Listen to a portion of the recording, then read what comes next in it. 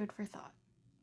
Have expectations, but set them accordingly. There are many times when we think that X, Y, and Z will occur, but then A, D, and F happen. And that's normal. That is normal. Having certain expectations is what helps us prepare, helps us be ready, and allows us to have an idea and try to interpret what we are seeing based upon our previous knowledge. And that is so helpful and that is so useful. But when we are going into something completely blind, we have to set our expectations honestly kind of low. Because that's how we can prepare ourselves in a different way than having our expectations set so high in which they are unrealistic, and then our experience falls flat. And it kind of comes back to perspective and how we see the world through our lens. And that might not make sense, because it honestly doesn't make sense to me. But you interpret your experience sometimes based upon your expectations. And that is neither a good thing or a bad thing. It's just a thing. And so, even if something does not go to our expectations to the absolute fullest, we should be open every single time that we encounter something or someone, because it could be completely different than what we expected. And allowing ourselves to be open to what we could have, because it's such a good mindset to have, to be open to everything and anything. Because if we close ourselves off to something, then we will not be fully able to receive an unexpected gift. It kind of falls back onto every single day that we have as a gift, because that is why it's called the present. Sometimes that day is kind of crummy, and that's just how life is. But when we have our expectations and a sense of openness not based upon what we previously had, like for example, imagine yourself, you had the worst day ever. Most likely tomorrow you think, hopefully tomorrow will be a better day, rather than, tomorrow's just going to be another bad day. Because depending upon what you set your expectation to be, that is how that day or that experience will come to fruition. And that is the same on life. Be open and have those expectations, but set them low to have a good experience, hopefully.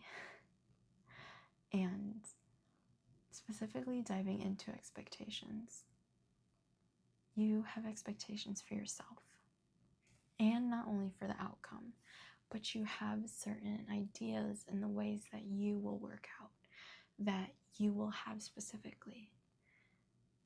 But the thing is, all those expectations, like I said, are based upon your previous experience.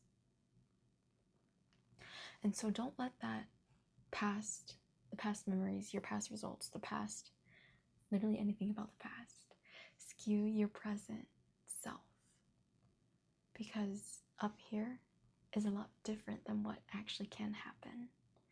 And I really, really, really like the saying, what would you do if you knew you wouldn't fail? What would you do? Imagine. Out of every single thing you could do, what would you do if you knew you could be successful? Whether it be an astronaut, a physicist, a zookeeper, everything, anything, you can name it. And so why don't you go for it? Why don't you just try? No one can tell you no. If you truly want something, you will find goes along with another quote that I won't butcher. If there is a will, there is a way. And if you truly, truly want something, you will get it and you will work for it, because it really just is that idea that your future self already has it. So it's your present self wanting it to get what your future self already has. It's very abstract, and the idea of your future self already being a full person is wild. But you can imagine it whatever way you want to, because the time is not quantifiable. Yes, there are minutes, seconds, hours, but there is a bigger picture. At least that's what I think, that there are so many different things that could have occurred, and there are so many different possible outcomes, like the butterfly effect. And you are here right now with a certain expectation, but that can change, and that is allowed to change throughout your lifetime. And so be open to it, and be open to your own expectations for yourself, because there are so many athletes. Like, a really easy example is like top Michael Jordan, basketball player. He had, I don't even know the story, but he most likely didn't think he was going to go to the NBA after getting cut from his high school team. But he exceeded his expectations because he knew he could get there. And that is no different from you, because you can do it. Just do it. Nike. As long as you can truly believe in yourself that you can do it, you can and you will and you have and you did. As simple as that. When you lift your expectations up for yourself, then you can do it. There's a difference between having expectations for certain outcomes and then having expectations for yourself. And having your expectations high for yourself is like shooting for the moon and landing on the stars. You don't know what possibilities could come about it.